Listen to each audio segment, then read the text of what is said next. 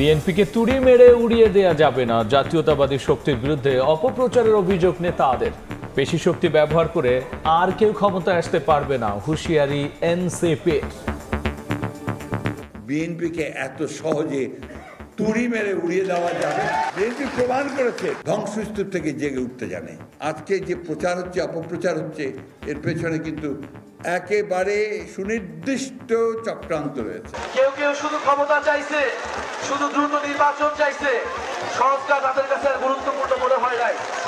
কিন্তু আমরা বলছি সংস্কার লাগবে এবং এই আওয়ামী লীগের বিচার লাগবে এবং একটা নতুন সংবিধান লাগবে। শাপলা প্রতীক পেতে আবারও আবেদন এনসিপির, না পেলে রাজনৈতিকভাবে মোকাবেলার ঘোষণা। দল নিবন্ধন পাওয়ার পর পর্যালোচনা করবে ইসি। আমাদের শাপলার কোনো বিকল্প অপশন নাই, কারণ লিগ্যাল ওয়েতে আমরা দেখেছি আইনগতভাবে শাপলা পেতে আমাদের কোনো বাধা নেই। যদি বাধা দেওয়া হয় সেটা আমরা রাজনৈতিকভাবে লড়াই করব। দেখছিলেন প্রধান শিরোনাম। রাতের সময় সঙ্গে আছি আমি গোলাম রাব্বি এবং আমি আফরোজা মৌটুসী। এবার অন্যান্য শীর্ষ সংবাদ। হাইকোর্টের আদেশে টিউলিপের ফ্ল্যাট জালিয়াতির মামলার কার্যক্রম স্থগিত। তদন্ত চলা অবস্থায় স্থগিতাদেশ অস্বাভাবিক বলছেন আইনজীবী। আপিলের সিদ্ধান্ত দুদকের। গত 6 বছরে গুমের ঘটনায় হাসিনা সহ 16 জনের বিরুদ্ধে ট্রাইব্যুনালে অভিযোগ বিএনপির। আবু সাইদ হত্যায় পলাতক 24 আসামির বিরুদ্ধে পত্রিকায় বিজ্ঞপ্তি প্রকাশের নির্দেশ। জরুরি অবস্থা জারি নিয়ে নতুন বিধানে ঐক্য, মন্ত্রিসভার সিদ্ধান্তে সায় লাগবে বিরোধী নেতারও। জ্যেষ্ঠ বিচারককে প্রধান বিচারপতি নিয়োগে সম্মতি। এবং মোটা চাল ছাঁটাই করে মিনিকেট নামে বাজারজাত বন্ধের নির্দেশ। 30 দিনে কার্যকর না করলে ব্যবস্থার হুঁশিয়ারি ভোক্তা অধিকারের। বাস্তবায়নের প্রতিশ্রুতি কর্পোরেট খাতের।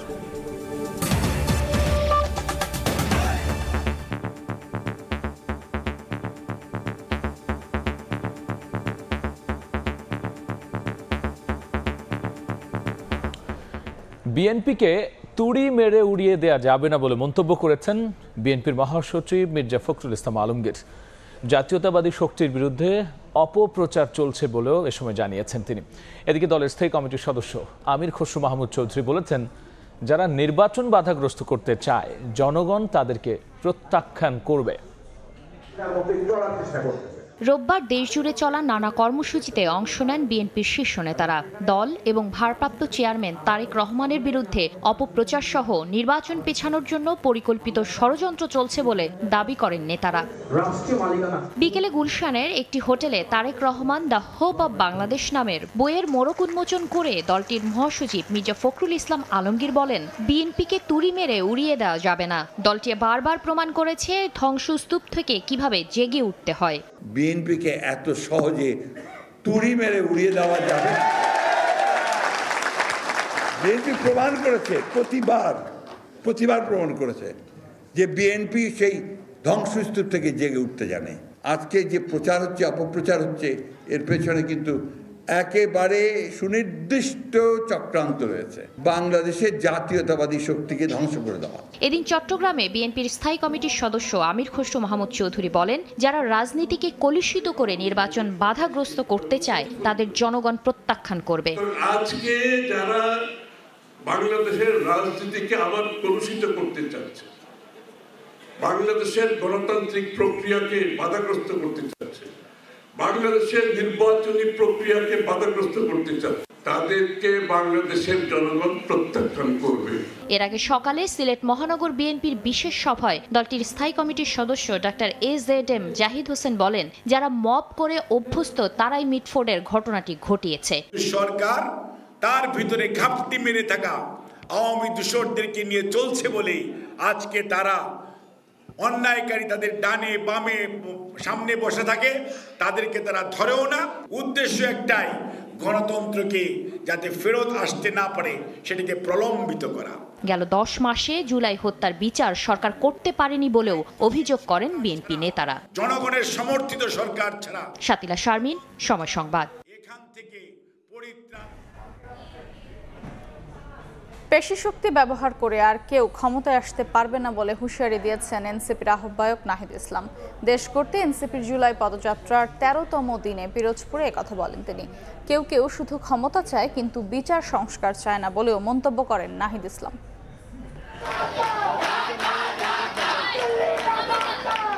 রোদবৃষ্টি উপেক্ষা করেই জাতীয় নাগরিক পার্টির 13তম দিনের জুলাই পদযাত্রা পিরোজপুর ও ঝালকাঠিতে। নাহিদ ইসলামের নেতৃত্বে এনসিপির কেন্দ্রীয় নেতারা আসেন ঝালকাঠিতে। স্লোগানে জুলাই বিপ্লবের নায়কদের স্বাগত জানান স্থানীয় নেতাকর্মীরা।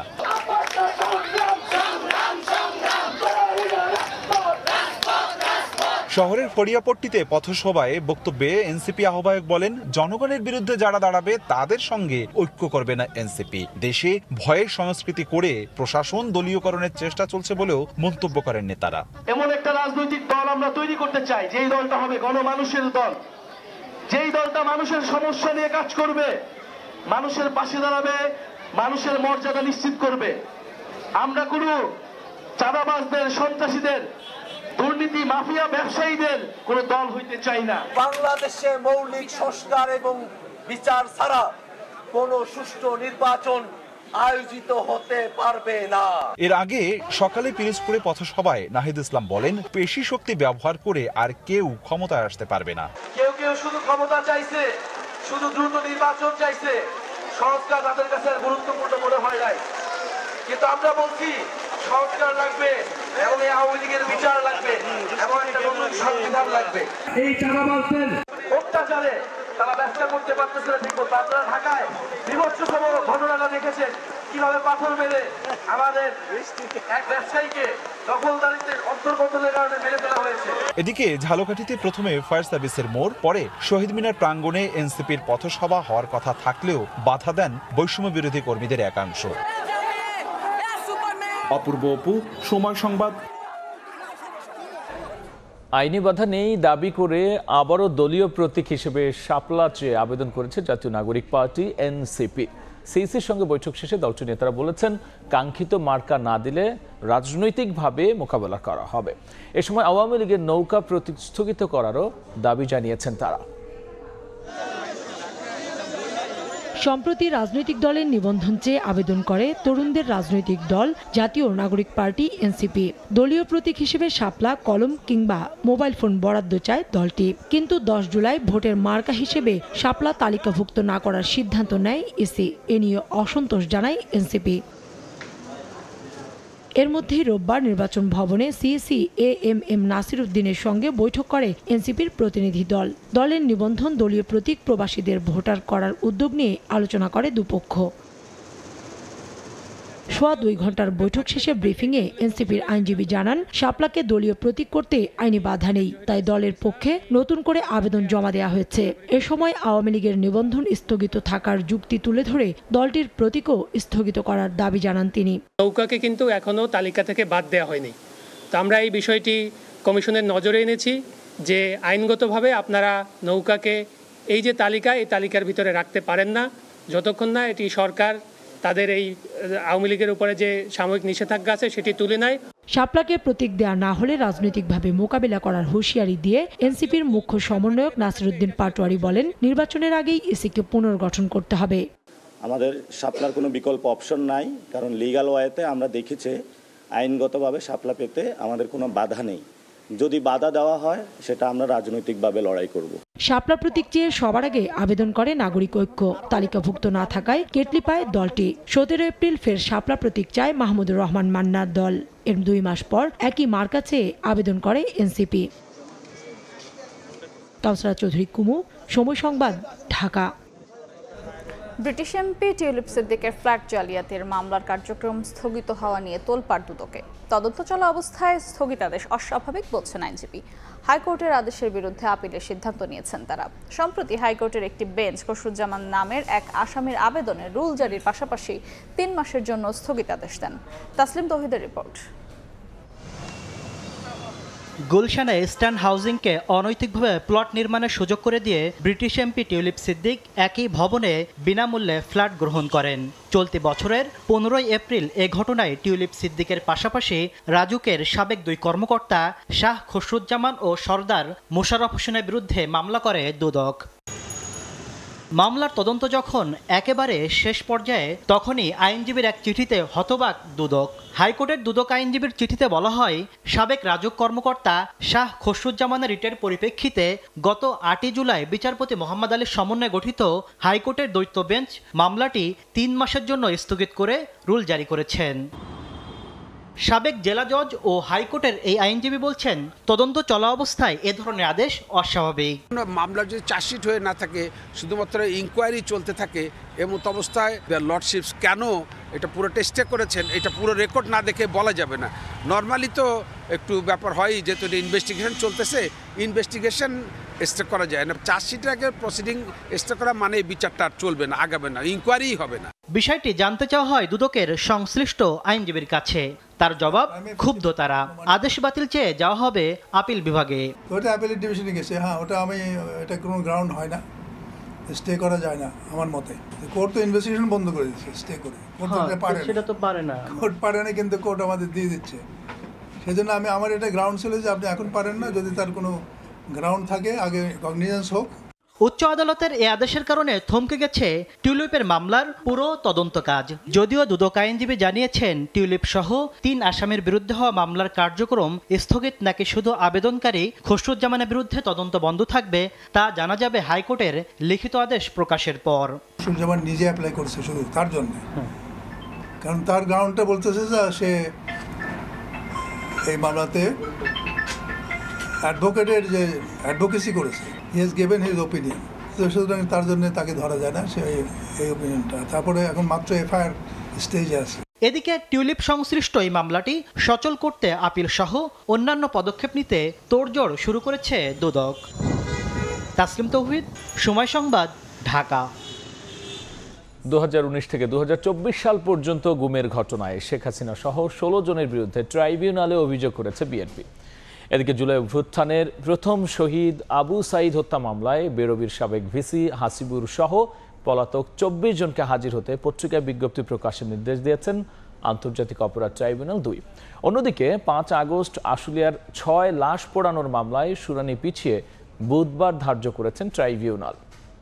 রোববার হাজির করা হয় সাবেক পুলিশ কর্মকর্তা আমির হোসেন সুজন সহ 4 আসামিকে। এদিন বেরবির সাবেক ভিসি হাসিবুর সহ পলাতক 24 জনকে হাজির হতে পত্রিকায় বিজ্ঞপ্তি প্রকাশের নির্দেশ দেন আন্তর্জাতিক অপরাধ ট্রাইব্যুনাল 2। এ মামলার আসামি রাফিউল হাসান রাসেল, আনোয়ার পারভেজ অন্য মামলায় গ্রেফতার থাকায় এই দুজনকে 22 জুলাই হাজির করতে বলা হয়েছে।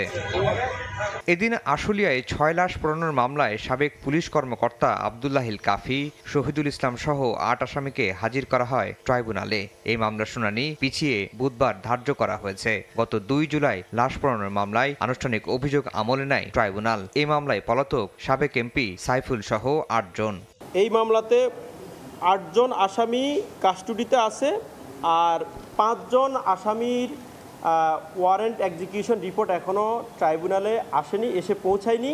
সেজন্য আমরা মাননীয় ট্রাইব্যুনালের কাছে সময় চেয়েছি। মাননীয় ট্রাইব্যুনাল এটি 16 জুলাই ধার্য করেছেন। এদিকে 2019 সাল থেকে 2024 সাল পর্যন্ত গুমের ঘটনায় ট্রাইব্যুনালের প্রসিকিউশনে অভিযোগ দাখিল করেছে বিএনপি। গুমের সঙ্গে জড়িত থাকায় শেখ হাসিনা, আনিসুল হক, বেনজির আহমেদ, সাবেক সেনাপ্রধান আজিজ আহমেদ সহ 16 জনের বিরুদ্ধে তদন্ত করে ব্যবস্থা নিতে বলা হয়েছে। তাদেরকে ইলেকট্রিক শর্ট দিয়েছে, বিভিন্ন অত্যাচার করেছে, সেই সমস্ত অত্যাচারের বর্ণনা দিয়েছে। বিএনপি করে, তাদের পরিবার বিএনপি, সবাই বিএনপি করে, এইটাই ছিল তাদের প্রধান অপরাধ। তিনি বলেন, শুধু বিএনপির রাজনীতি করার কারণে আওয়ামী লীগের আমলে নির্মম নির্যাতনের শিকার হতে হয়েছে বিএনপির নেতাকর্মীদের। আফজাল হোসেন, সময় সংবাদ, ঢাকা। রাজধানীর পুরান ঢাকায় নৃশংসভাবে ব্যবসায়ী সোহাগকে হত্যায় জড়িত আরও 2 জনকে গ্রেপ্তার করেছে আইন শৃঙ্খলা বাহিনী। এ নিয়ে চাঞ্চল্যকর এই মামলায় 7 জন গ্রেপ্তার হয়েছে। স্বরাষ্ট্র উপদেষ্টা জানিয়েছে, সোহাগ হত্যা মামলা দ্রুত বিচার ট্রাইব্যুনালে নেওয়ার পদক্ষেপ নেওয়া হচ্ছে। রাজনৈতিক বিবেচনায় কেউ ছাড় পাবে না জানিয়ে তিনি বলেন, অপরাধী ধরতে চিরুনি অভিযান পরিচালনা করা হবে। এদিকে বিচার বিভাগীয় তদন্ত চেয়ে হাইকোর্টের রিট করেছেন এক আইনজীবী। হত্যাকাণ্ডের প্রতিবাদে ফুঁসছে শিক্ষার্থীরা। নিরাপত্তা নিশ্চিতে কার্যকর পদক্ষেপ না নেওয়া পর্যন্ত শাটডাউন কর্মসূচি পালন করছেন মিডফোর্ডের শিক্ষার্থীরা। রোববার দুপুরে মেডিকেল কলেজ থেকে বিক্ষোভ মিছিল বের করেন তারা। এ সময় বহিরাগতদের প্রবেশ ঠেকানো, ফুটপাতের দোকান উচ্ছেদ ও আনসার বাহিনীকে আরও সক্রিয় হওয়ার দাবি তোলেন শিক্ষার্থীরা। সোহাগ হত্যার বিচার চেয়ে এদিন রাজধানীতে বিভিন্ন কর্মসূচি পালন করা হয়। ঢাকা কলেজ থেকে বিক্ষোভ মিছিল বের করেন শিক্ষার্থীরা। সায়েন্স ল্যাব হয়ে পুনরায় ঢাকা কলেজ গেটে গিয়ে শেষ হয় মিছিলটি। যদি খুনের রাজনীতি চাই প্রেসিডেন্ট শেখ হাসিনা আমাদের শুরু করেন, তাহলে আপনাদেরকে আমরা রুখে দেব। মিডফোর্ডে নৃশংস হত্যাকাণ্ডের সময় ঘটনাস্থলে আনসার বাহিনীর কেউ ছিল না, তাই দায়িত্বে অবহেলার অভিযোগ সঠিক নয় বলে দাবি করেছেন আনসার বাহিনীর মহাপরিচালক। যখনই খবর পাইছে তখনই আমাদের পিসি কিন্তু তাড়াতাড়ি দৌড়ায় আসছে গেটে, এসে দেখে যে গেটের বাইরে তখন ওই বুকের উপরে উন্মত্ততা হচ্ছে। নৃশংস এই হত্যাকাণ্ডে রোববার নেত্রকোনা থেকে এজাহারভুক্ত আসামি রাজীব ও সজীবকে গ্রেফতার করে পুলিশ। এ পর্যন্ত ধরা পড়েছে 7 জন। রাজধানী ঢাকা এবং নেত্রকোনা জেলায় অভিযান পরিচালনা করে ডিবি আরও 2 জনকে আটক করেছে। এই নিয়ে এই ঘটনায় এই পর্যন্ত 7 জনকে গ্রেফতার করা হলো। সচিবালয়ে স্বরাষ্ট্র উপদেষ্টা জানান, সোহাগ হত্যা মামলা দ্রুত বিচার ট্রাইব্যুনালে স্থানান্তরে পদক্ষেপ নেওয়া হচ্ছে। এই হত্যাকাণ্ডের বিচার দ্রুত বিচার ট্রাইব্যুনালে নেয়ার পদক্ষেপ নেওয়া হয়েছে। অপরাধী যে দলেরই হোক না কেন, কোনো রাজনৈতিক অথবা অন্য কোনো পরিচয়ে কাউকে ছাড় দেওয়া হচ্ছে না। সোহাগ হত্যার তদন্তে বিচারিক কমিশন গঠনের নির্দেশনা চেয়ে হাইকোর্টে রিট করেছেন এক আইনজীবী। জুম্মান সাদিক জ্যাভলিন, সময় সংবাদ, ঢাকা। রাতের সময় আরও থাকছে। বানের পানি নামতেই ভেসে উঠছে ক্ষতচিহ্ন। ফেনীর ফুলগাজী পরশুরামে বন্যা নিয়ন্ত্রণ বাঁধের 36 স্থানে ভাঙন, এখনও ডুবে আছে নিচু এলাকা, চরম ভোগান্তিতে বাসিন্দা। প্রধান বিচারপতি নিয়োগ এবং জরুরি অবস্থা জারি সংক্রান্ত বিষয়ে রাজনৈতিক দলগুলোর মধ্যে ঐকমত্য তৈরি হয়েছে, তবে তত্ত্বাবধায়ক সরকার গঠনের প্রক্রিয়া নিয়ে একমত হতে পারেনি দলগুলো।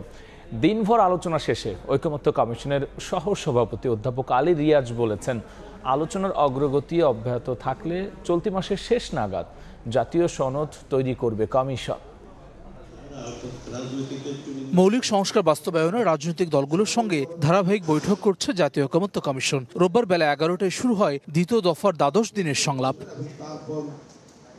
তৃতীয় দিনের মতো আলোচনা হয় প্রধান বিচারপতি নিয়োগ, তত্ত্বাবধায়ক সরকার এবং জরুরি অবস্থা ঘোষণা প্রসঙ্গে। দীর্ঘ বৈঠকে জ্যেষ্ঠতার ভিত্তিতে প্রধান বিচারপতি নিয়োগ দেওয়ার বিষয়ে একমত হয় রাজনৈতিক দলগুলো। তবে বিএনপি সহ অন্যান্য দলের দাবি অনুসারে প্রথম 2 জনের মধ্যে একজনকে নির্বাচনের বিষয়ে সিদ্ধান্ত নিতে নির্বাচনের ইশতেহারে উল্লেখ করে সংখ্যাগরিষ্ঠতা পেলে সংবিধান পরিবর্তন করা যাবে মর্মে একমত হয় দলগুলো। একই সঙ্গে প্রধানমন্ত্রীর একক প্রতি স্বাক্ষরের পরিবর্তে বিরোধী দলীয় নেতা বা উপনেতাকে অন্তর্ভুক্ত করে মন্ত্রিসভার সিদ্ধান্তের ভিত্তিতে জরুরি অবস্থা জারির বিধান করার বিষয়ে একমত হয় দলগুলো। তবে তত্ত্বাবধায়ক সরকার গঠন প্রসঙ্গে ঐকমত্য তৈরি হয়নি এদিনও। বৈঠক শেষে কমিশনের সহ সভাপতি অধ্যাপক আলী রিয়াজ বলেন, আলোচনার অগ্রগতি অব্যাহত থাকলে জুলাই মাসের শেষ নাগাদ জাতীয় সনদ তৈরি করা সম্ভব হবে। দুটো বিষয়ে ঐকমত্য প্রতিষ্ঠিত হয়েছে আজকে।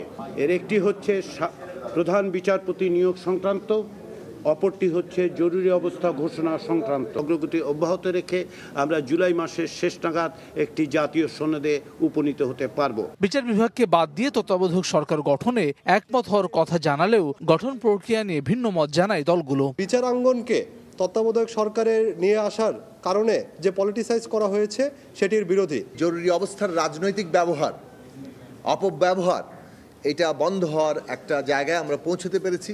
যখন আমরা আলাপ আলোচনা করে একটা সনদে স্বাক্ষর করব, এটা অনেকটা ম্যাগনা কার্টা হিসাবে এটা বিবেচিত হবে। জামায়াতের নায়েবে আমির সৈয়দ আব্দুল্লাহ মোহাম্মদ তাহের বলেন, মৌলিক বিষয়ে শুধু ঐকমত্য তৈরি হলেই হবে না, বাস্তবায়নের আইনগত ভিত্তি থাকতে হবে। যে সমস্ত মৌলিক বিষয়ে আমাদেরকে ঐকমত্যে আসতে হবে, নাম্বার 1, নাম্বার 2, এটার লিগেল ভিত্তি দিতে হবে, যাতে করে nobody can deny and nobody can avoid. BNP স্থায়ী কমিটির সদস্য সালাহউদ্দিন আহমদ বলেন, প্রধান বিচারপতি নিয়োগ সংক্রান্ত আলোচনায় জাতীয় ঐকমত্য সৃষ্টির স্বার্থে একমত হয়েছে বিএনপি। অমীমাংসিত তত্ত্বাবধায়ক ব্যবস্থা নিয়েও সুনির্দিষ্ট মতামত দেওয়া হয়েছে। বলেন, ঐকমত্যে পৌঁছালে তা বাস্তবায়নে আইন এবং সংশোধনী কোনো বিষয় নয়। জাস্টিস শাহাবুদ্দিনের ক্ষেত্রে ঐকমত্যের ভিত্তিতে হয়েছে, এটা ছিল কনস্টিটিউশনের বাইরে, পরে সেটাকে কনস্টিটিউশনালিটি দেওয়ার জন্য একটা সংবিধান সংশোধনী করতে হয়েছে।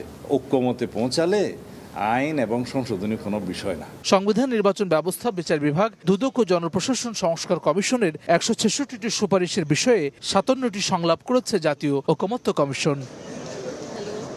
হাসান ওয়ালি, সময় সংবাদ, ঢাকা। বিগত 3টি বিতর্কিত জাতীয় সংসদ নির্বাচন নিয়ে তদন্ত করতে 5 সদস্যের তদন্ত কমিটি গঠন করেছে অন্তর্বর্তী সরকার। 3 মাসের মধ্যে এসব নির্বাচন নিয়ে ওঠা অভিযোগের তদন্ত এবং ভবিষ্যতে সুষ্ঠু নির্বাচন আয়োজনে সুপারিশ দিতে বলা হয়েছে। তবে বিশ্লেষকরা বলছেন, অনিয়মের কোন পর্যায় পর্যন্ত এই কমিটি তদন্ত করবে তা সুস্পষ্ট নয়। আওয়ামী লীগ আমলের ৩ নির্বাচনে অনিয়ম করা ব্যক্তিদের আইনের আওতায় আনার পাশাপাশি নির্দোষ কেউ যাতে অপরাধী না হয়ে যায় তা সতর্কভাবে দৃষ্টি রাখার আহ্বান জানান তারা। কাউসারা চৌধুরী কোমর রিপোর্ট।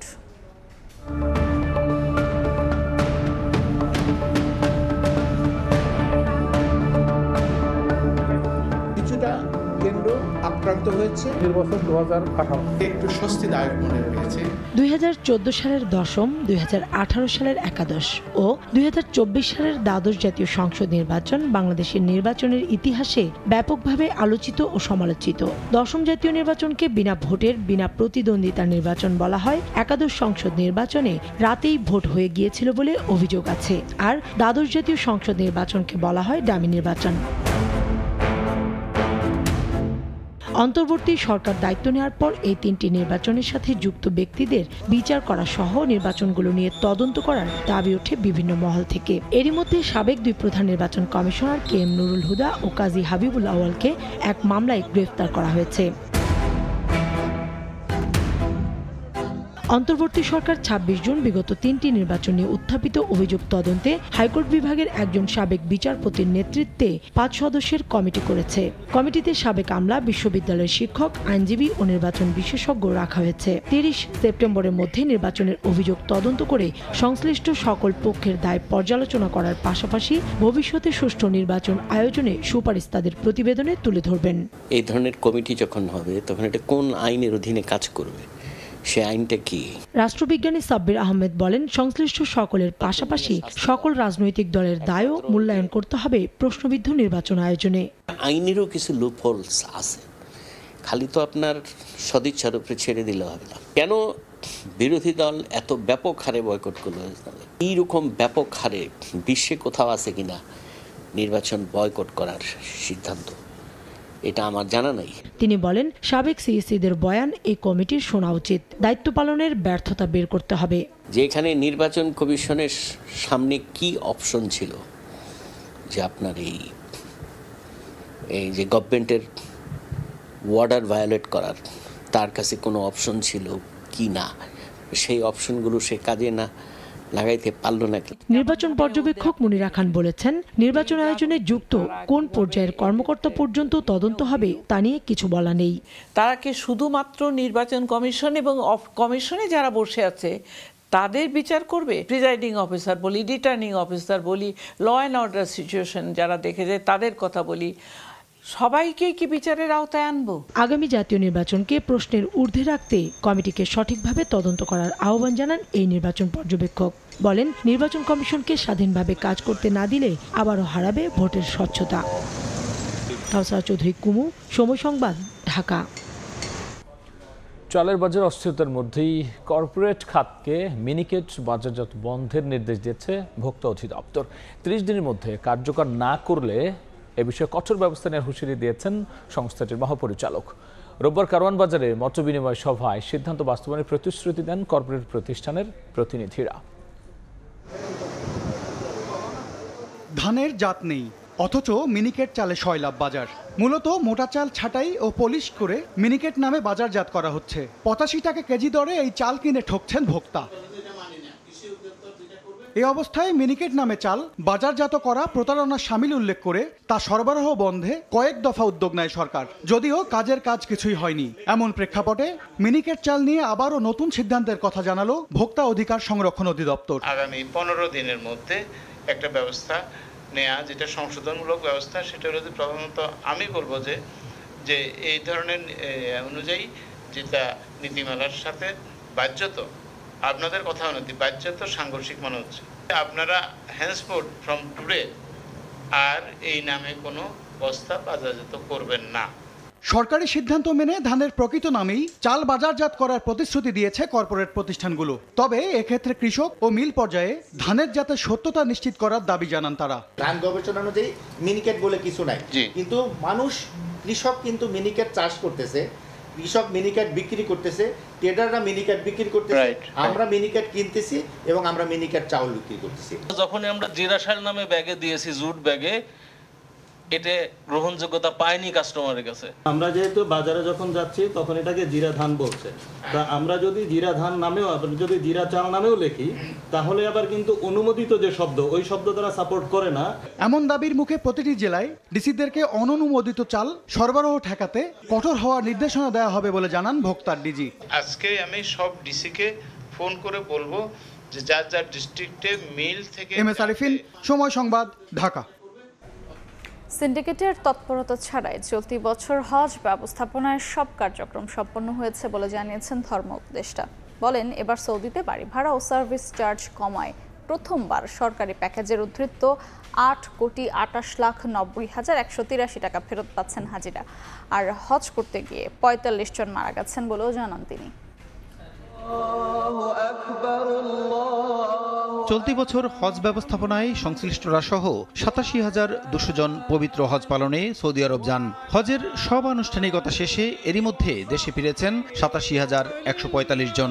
সরকারি রোববার দুপুরে সচিবালয়ে সংবাদ সম্মেলনে এবছরের হজ ব্যবস্থাপনার সার্বিক দিক তুলে ধরেন ধর্ম উপদেষ্টা আফম খালিদ হোসেন। এ সময় সিন্ডিকেটের তৎপরতা আর হজ ফ্লাইট বিপর্যয় ছাড়াই চলতি বছর সুষ্ঠুভাবে হজ ব্যবস্থাপনা হয়েছে বলে দাবি করেন উপদেষ্টা। প্রায় 2000-এর মতো হাজির বিমানের যাত্রায় অনুষ্ঠিত ছিল। বাংলাদেশ বিমানকে রাজি করিয়ে ওনাদেরও যাওয়ার ব্যবস্থা করেছি, ফলে একজন হাজিও ঢাকা বিমানবন্দরে ছিল না। স্বাধীনতার পরে বাংলাদেশের ইতিহাসে এই হজ ব্যবস্থাপনা একটা মাইলফলক হয়ে থাকবে। সৌদি আরবে এবার বাড়ি ভাড়া ও সার্ভিস চার্জ কম থাকায় সরকারি প্যাকেজে খরচ কমেছে জানিয়ে উপদেষ্টা বলেন, প্রথমবারের মতো 8,28,90,000 টাকা হাজিদের ফেরত দেওয়া হবে। ধর্ম মন্ত্রণালয় হজ প্রক্রিয়ায় কোনো ব্যবসা করেন না, আমরা কোনো লাভ করি না। বাড়ি টু বাড়ি, ডোর টু ডোর গিয়ে বাড়ি ভাড়া করেছেন, নেগোসিয়েশন করে বাড়ি ভাড়া কমিয়েছেন। হাজির নাম্বার আমাদের কাছে আছে, তাদের অ্যাকাউন্ট নাম্বার আছে। আমরা খুব অতি সত্তর 8,28,90,183 টাকা, এই পরিমাণ টাকা একেবারে গ্র্যাজুয়ালি তাদের অ্যাকাউন্টে পৌঁছে দেব।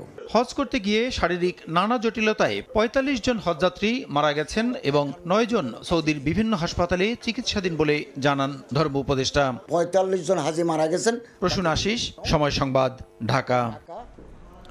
প্রশাসন ক্যাডারের সঙ্গে দ্বন্দ্বের জেরে শুরু হওয়া এনবিআরের আন্দোলন এক পর্যায়ে রূপ নেয় সরকার বিরোধী ষড়যন্ত্রে। একথা জানিয়ে জ্বালানি উপদেষ্টা বলেছেন, সরকারের আস্থা হারিয়েছেন এনবিআর কর্মকর্তারা, কাজ দিয়ে পুনরুদ্ধার করতে হবে তাদেরই। আরও জানিয়েছেন, এনবিআরের বদলে 2টি বিভাগ করতে এখন আর আপত্তি নেই কর্মীদের। অধ্যাদেশের ত্রুটি সংশোধন করা হবে বলেও এ সময় জানিয়েছেন উপদেষ্টা। এনবিআর বিলুপ্ত করে 2টি আলাদা বিভাগ করার সিদ্ধান্তের বিরোধিতা করে 12 মে থেকে আন্দোলনে নামেন কর্মকর্তা কর্মচারীরা, যা চলে 29 জুন পর্যন্ত। এতে ব্যাহত হয় রাজস্ব আহরণ ও আমদানি রপ্তানি কার্যক্রম। ব্যবসা বাণিজ্য, শিল্প, বন্দর ও রাজস্ব আদায় খতিয়ে দেখতে গঠিত হয় উপদেষ্টা পরিষদ কমিটি। রোববার সকালে সচিবালয়ে সংবাদ সম্মেলনে কমিটির আহ্বায়ক জ্বালানি উপদেষ্টা বলেন, এখন থেকে আর জাতীয় রাজস্ব বোর্ড বা এনবিআর নাম থাকবে না, এর বদলে হবে নীতি ও বাস্তবায়ন বিভাগ। 2 বিভাগ করতে এখন আর আপত্তি নেই কর্মীদেরও। এনবিআর কিন্তু আর থাকবে না, এবং এটা কিন্তু সবার জন্যই ভালো, কারণ এনবিআর নাম শুনলে মানুষ একটা লম্বা হাসি দেয়। এনবিআর এর 2টা ডিভিশনের কথা বলা হয়েছে, রাজস্ব নীতি ও রাজস্ব বাস্তবায়ন।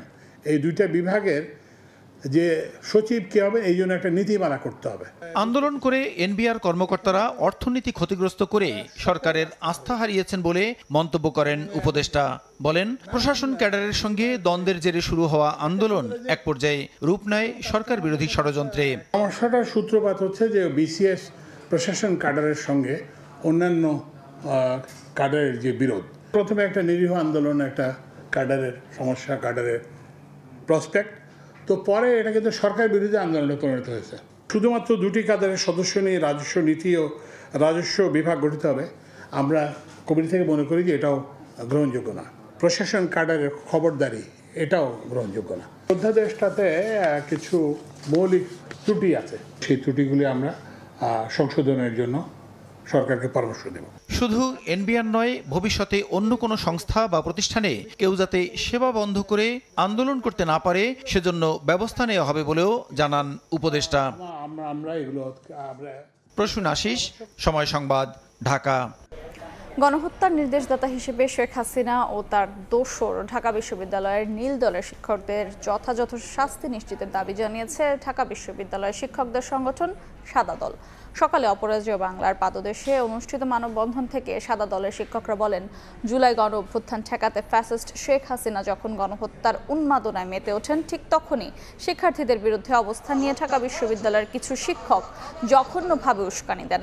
বলেন, নীল দলের কিছু শিক্ষকের বিরুদ্ধে অপরাধের তথ্য প্রমাণ থাকার পরও বিশ্ববিদ্যালয় কর্তৃপক্ষ কোনো ব্যবস্থা নিচ্ছে না।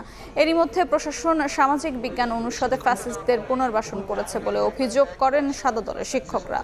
অবিলম্বে দায়ী শিক্ষকদের বিরুদ্ধে ব্যবস্থা না নিলে সারা ক্যাম্পাসে নাম, ছবি সহ পোস্টার ছড়িয়ে দেওয়ার হুঁশিয়ারিও দেন তারা। গণহত্যার উৎসাহ দেওয়ার জন্য যে মিটিংটি হয়েছিল, সেই মিটিংয়ে আমাদের ঢাকা বিশ্ববিদ্যালয়ের এমেরিটাস অধ্যাপকরাও এখানে উপস্থিত ছিলেন। তাদেরকে চিহ্নিত করে তাদের বিশ্ববিদ্যালয়ের প্রচলিত আইন অনুযায়ী তাদের বিরুদ্ধে ব্যবস্থা গ্রহণ করা হোক। তাদের ব্যাপারে যদি কঠোর ব্যবস্থা নেওয়া না হয়, প্রয়োজনে আমরা ফ্যাকাল্টি সব জায়গায় বিলবোর্ডে তাদের ছবি দিয়ে তাদেরকে চিহ্নিত করে সবার সামনে এক্সপোজ করব। খুনি হাসিনার বিচার এবং তার সহযোগী ঢাকা বিশ্ববিদ্যালয়ের শিক্ষকদের আমি বিচার দাবি করছি এবং আমরা সবাই ইউনাইটেড থাকব। ঢাকায় ছিনতাইকারীদের দৌরাত্ম্য থামছে না। টঙ্গীর আব্দুল্লাহপুর এলাকায় মোবাইল ছিনতাই করতে গিয়ে কলেজ শিক্ষার্থী হত্যাকাণ্ডের ঘটনায় জড়িত চক্রের 3 সদস্যকে আটক করেছে র্যাব। সকালে র্যাব 1-এর সদর দফতরে আয়োজিত সংবাদ ব্রিফিং এই তথ্য জানায় সংস্থাটি। বরিশাল সরকারি সৈয়দ হাতেম আলী কলেজের ছাত্র মাহফুজুর রহমান বুধবার রাত 12:30টার দিকে টঙ্গী ফ্লাইওভারের নিচ দিয়ে যাওয়ার সময় ছিনতাইকারীদের কবলে পড়ে। একদল ছিনতাইকারী তার পথরোধ করে মোবাইল ফোন ছিনিয়ে নিতে চাইলে বাধা দেয় সে। একসময় ছিনতাইকারীরা তাকে ছুরিকাঘাত করে পালিয়ে যায়। পরে গুরুতর আহত অবস্থায় হাসপাতালে নিলে চিকিৎসক তাকে মৃত ঘোষণা করেন।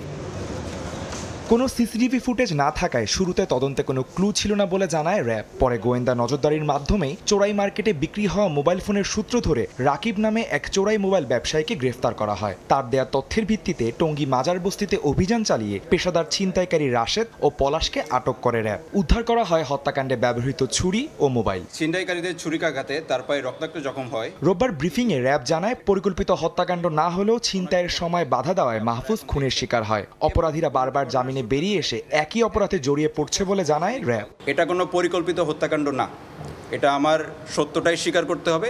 তারা প্রফেশনাল ছিনতাইকারী। তাদের বিরুদ্ধে আগে মাদক মামলাও আছে, বিভিন্ন মারামারির মামলাও আছে, একই সাথে ছিনতাইয়ের মামলাও আছে। অর্থাৎ একই চক্র বারংবার একই কাজ করতেছে এবং আসামিদেরকে পুলিশ, র্যাব এবং ডিবি বারংবার গ্রেপ্তার করার পরও তারা ছাড়া পেয়ে আসছে। ছিনতাইকারীদের দৌরাত্ম্য কমাতে অভিযান চলমান থাকবেও বলে জানায় র্যাব। আইন শৃঙ্খলা বাহিনী হিসেবে আমরা সবসময় অ্যাকশন নিব।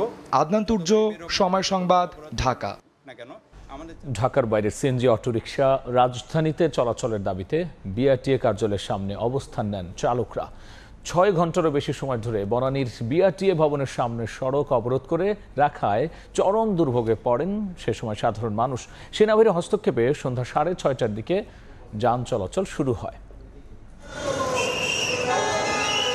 ঢাকা মহানগরে চলাচলের অনুমতি সহ মামলা না দেওয়ার দাবিতে বনানী বিআরটি কার্যালয়ের সামনে সড়ক অবরোধ করেন ঢাকা জেলার অন্তর্গত সিএনজি চালিত অটোরিকশা চালকরা। রোববার সকাল 10টা থেকে বিআরটি ভবনের সামনে অবস্থান নিলেও বেলা 12:30টার দিকে বিআরটি কার্যালয়ের সামনে সড়কটি অবরোধ করেন চালকরা। এতে কাকুলি থেকে মহাখালী রুটে সকল প্রকার যান চলাচল বন্ধ হয়ে যায়। ঢাকা জেলার অন্তর্গত সিএনজি চালকদের দাবি, তাদেরকে ঢাকা মহানগরের ভিতরে চলাচলের অনুমতি দিতে হবে। খালি এক টেবিল থেকে আরেক টেবিল দেখায় যে আমাদের হাতে এটা না। এই জন্য আমরা বাধ্য হয়েছি পেটে ক্ষুধার কারণে, ক্ষুধা তো দূর করার কারণে এই বিআরটি অবস্থান কর্মসূচি দিয়েছি। আমাদের ভিড় তো মনে করেন দেয়ালে লাগিয়ে গেছে, আমরা এখন গাড়িগুলো চালাইতে পারতাছি না, সংসার চালাইতে পারতাছি না। যেই এরিয়াতে আগে আমরা চলাচল করতে পারতাম সেই এরিয়াতে এখন ঢুকলে বলে আমরা অবৈধ। আমাদেরকে 5,000, 10,000, 20,000, 25,000 টাকা পর্যন্ত মামলা আমাদের গাড়িতে দেওয়া হইতাছে। এদিকে 6 ঘন্টারও বেশি সময় ধরে রাজধানীর গুরুত্বপূর্ণ এই সড়কটি বন্ধ থাকায় ভোগান্তিতে পড়েন অসংখ্য মানুষ। ভোগান্তিতে অবশ্যই পড়ছে, আপনার অনেকটাই প্রবলেম হচ্ছে। সেই ক্যান্টনমেন্ট থেকে আমি এখানে হেঁটে আসছি।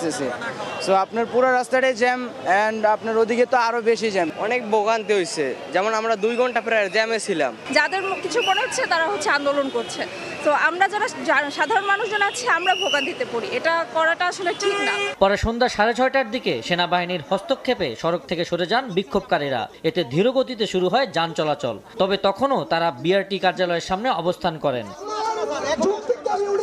দাবি আদায়ে 7 সদস্যের প্রতিনিধি দল ভেতরে প্রবেশ করেন। 1 ঘন্টারও বেশি সময় ধরে চলে বৈঠক। দাবি আদায়ের আশ্বাসে আজকের মতো অবরোধ প্রত্যাহার করলেও সোমবারের মধ্যে দাবি আদায় না হলে মঙ্গলবার থেকে আবারও লাগাতার অবরোধ কর্মসূচির ঘোষণা দেন তারা। আগামীকালকে মন্ত্রণালয়ে দেখা করতে বলছে, আমাদের পক্ষে চেয়ারম্যান মহোদয় লিখছে, আমরা যদি আগামীকালকে মন্ত্রণালয়ে যাওয়ার পর তখন যদি দেখি যে আমাদের পক্ষে না, তখন আমরা এই বিআরটি ভবনের সামনে লাগাতার অবস্থান কর্মসূচি করব। তবে পরবর্তী অবরোধ কর্মসূচি সড়ক বন্ধ করে নয়, বিআরটি এর কার্যালয়ের সামনে হবে বলে জানান সভাপতি। আবু সাইদ নিশান, সময় সংবাদ, ঢাকা। একের পর এক যান্ত্রিক ত্রুটিতে পড়ছে বাংলাদেশ বিমানের বোয়িং-এর তৈরি উড়োজাহাজ। আস্থা আর নিরাপত্তার আশঙ্কা তৈরি করছে যাত্রীদের। এয়ার ইন্ডিয়ার বিমান দুর্ঘটনার পরও বোয়িং থেকে এখনও কোনো নির্দেশনা দেওয়া হয়নি বলে জানিয়েছে বাংলাদেশ বিমান। বিশেষজ্ঞদের মত, নিয়মিত পরীক্ষার পাশাপাশি পাইলট ও ক্রুদের কাছ থেকে পাওয়া নোটগুলোর সমাধান করা হয় কিনা তা খতিয়ে দেখতে হবে। কাজল আব্দুল্লাহ রিপোর্ট। সম্প্রতি সবচেয়ে বড় বিমান দুর্ঘটনা ঘটে।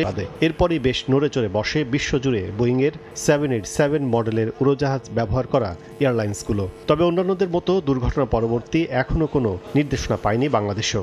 তারা বলছে যে এটা ইনভেস্টিগেশন হওয়ার পরে যদি কোনো কিছু হয় তাহলে তারা আমাদেরকে সেটা কমপ্লাই করার বিষয়ে জানাবে। এমন পরিস্থিতির মধ্যেই মাথাচাড়া দিয়ে উঠছে যান্ত্রিক ত্রুটিতে ফ্লাইট বাতিল, দেরিতে যাত্রা, উইন্ডশিল্ড ফেটে যাওয়া কিংবা চাকা খুলে পড়ার মতো বিষয়। আবার কোনো সময় রানওয়েতে আটকে পড়ছে বিমানের ল্যান্ডিং গিয়ার। বছরখানিকের বেশি সময় ধরেই বোয়িংয়ের তৈরি বাংলাদেশ বিমানের বহরে থাকা অনেক উড়োজাহাজেরই সমস্যা এখন নিত্যদিনের ঘটনা। সংস্থাটি নিয়মিত পরীক্ষার কথা জানালেও বিশেষজ্ঞরা বলছেন, স্বল্প কারিগরি সমস্যা মেরামত না হলে যে কোনো সময় তা হতে পারে বিধ্বংসী। গত 6 মাসের যে ডিফেক্ট এন্ট্রিগুলো হয়েছে, লগ বই যেগুলো আছে সেইগুলো ঠিক মতন অ্যাড্রেস করা হয়েছিল কিনা এইটা দেখা উচিত। বাংলাদেশ বিমান সংশ্লিষ্টরা বলছেন, উড়োজাহাজের হেলথ মনিটরিং কার্যক্রম উৎপাদনকারী প্রতিষ্ঠান ও এয়ারলাইন্স কর্তৃক নিয়মিত করার পরও বিশেষভাবে দায় রয়েছে প্রকৌশল বিভাগের। তবে গাফিলতির শাস্তি দেওয়ার নজির নেই সংস্থাটিতে। যেহেতু আমি এখন পর্যন্ত শুনিনি, জানিনি, দেখিনি, হ্যাঁ, এবং উল্টো দেখেছি পাইলটদের ক্ষেত্রে কেস করে তারপরে মাফ করে দেওয়া হয়েছে ইত্যাদি, তাহলে অ্যাকাউন্টেবিলিটি কি থাকলো? একটা জিনিসের পুনরাবৃত্তি কখন হয়? যে বা যারা এটা করছে তারা গট অ্যাওয়ে উইথ ইট, তখনই কিন্তু তারা এটা করে। বর্তমানে বাংলাদেশ বিমানের বহরে 21টি উড়োজাহাজ রয়েছে। এর মধ্যে 787 সিরিজের 6টি সহ 16টি উড়োজাহাজই বোয়িং কোম্পানির। কাজল আব্দুল্লাহ, সময় সংবাদ, ঢাকা। ফেনীতে বানের পানি কমলেও এখনো কমেনি দুর্ভোগ। পানি নামতে থাকায় ফুটে উঠছে ক্ষয়ক্ষতির পরিমাণ। জেলার সদর উপজেলার ছাগলনাইয়া ও দাগনভূঞার কিছু অংশে লোকালয়ে এখনো পানি রয়েছে। পানি উন্নয়ন বোর্ড জানিয়েছে, পরশুরাম ও ফুলগাজীতে বন্যা নিয়ন্ত্রণ বাঁধের 36টি স্থান ভেঙে গেছে। ফেনী পরশুরামের চিথুলিয়া ইউনিয়নের ধনিকুণ্ডা নামক এই যে ধোপাবাড়িটি, এখানে নির্মল দাস সহ আরও তার 4 ভাইয়ের ঘর এভাবে বিলীন হয়েছে। শুধু এরকম বাঁধের গোড়ায় যারা ছিল, যেখানে ভেঙেছে, তাদের অনেকের বাড়িঘরের এমন হারিয়ে খোলা আকাশের নিচে অবস্থান করছেন। টানা বর্ষণ ও ভারতের উজান থেকে নেমে আসা ঢলে গত 7 জুলাই ভেঙে যায় ফেনীর মুহুরী নদীর বন্যা নিয়ন্ত্রণ বাঁধের 36টি পয়েন্ট। এতে লোকালয়ে পানি ঢুকে প্লাবিত হয় পরশুরাম, ফুলগাজী, ছাগলনাইয়া ও সদর উপজেলার অন্তত 112টি গ্রাম। বৃহস্পতিবার থেকে নামতে শুরু করে বানের পানি। এরপর থেকেই দৃশ্যমান হচ্ছে বন্যার ক্ষতি ও ভয়াবহতা। ফুলগাজী ও পরশুরাম উপজেলায় নষ্ট হয়ে গেছে বীজতলা, ক্ষতিগ্রস্ত হয়েছে সবজি ক্ষেত। দ্রুত বাঁধের ভাঙ্গা স্থানগুলো মেরামত করা না হলে ফের বন্যার আশঙ্কা স্থানীয়দের। ঘরের ভিতরে তো কিছুই নাই, যে হাল্লাহাড়ি মনে করেন ভাত রান্নার মতো কিছুই নাই। আমরা তো খালি জীবনটা কোনো রকম পাইছি, এটাই শুক্রিয়া। আমরা সব মারিয়ে যেতাম, আমাদের কিছুই নেই। বীজতলা সব শেষ, যা বসাইছে সব হসি গলি। নদী যদি আবার যে খোলা আছে, যে পরিস্থিতি আমরা যদি পানি আসে আবার আমরা বাঁচতে হইব। বন্যা নিয়ন্ত্রণ বাঁধ পুনর্নির্মাণে দ্রুত কাজ শুরুর আশ্বাস পানি উন্নয়ন বোর্ডের। আমরা ক্ষয়ক্ষতির প্রকৃত চিত্র তুলে ধরার চেষ্টা করছি। একই সঙ্গে এই ভাঙনগুলি বন্ধ করার জন্য সব রকমের প্রচেষ্টা গ্রহণ করছি। জেলা প্রশাসনের দেওয়া তথ্য মতে বন্যায় ক্ষতিগ্রস্ত গ্রামগুলোর মধ্যে পরশুরাম ও ফুলগাজী উপজেলায় 67টি, ছাগলনাইয়া 15টি, ফেনী সদরে 1টি ও দাগনভূঞায় 2টি রয়েছে। আতিয়া সজল, সময় সংবাদ, ফেনী। চট্টগ্রামের সাবেক মেয়র ও সংসদ সদস্যদের দখলে থাকা অবৈধ স্থাপনা গুড়িয়ে দিয়েছে পানি উন্নয়ন বোর্ড। জলাবদ্ধতা নিরসনে দখলমুক্ত স্থানে জলাধার নির্মাণ করার পরামর্শ পরিকল্পনাবিদের।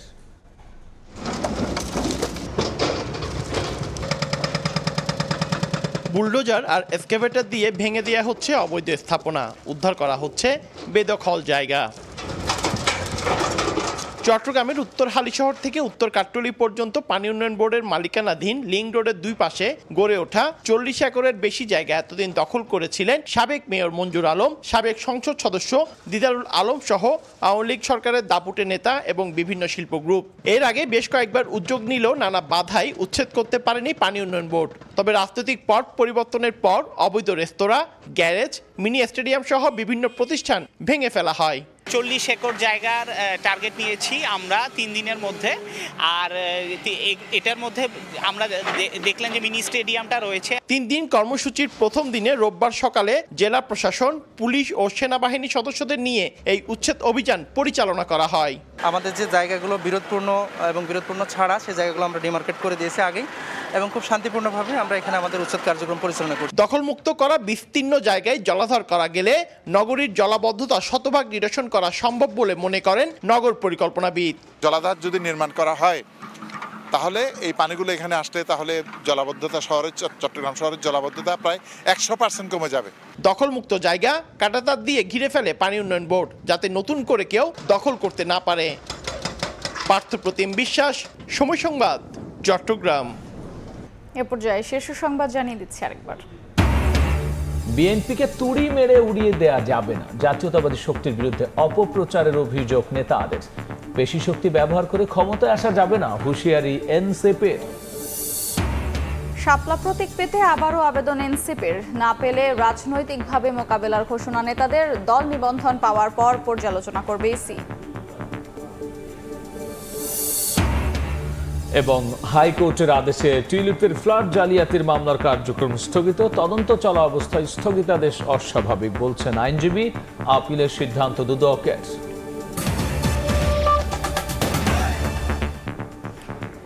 এই ছিল রাতের সময়। সঙ্গেই থাকুন সময়।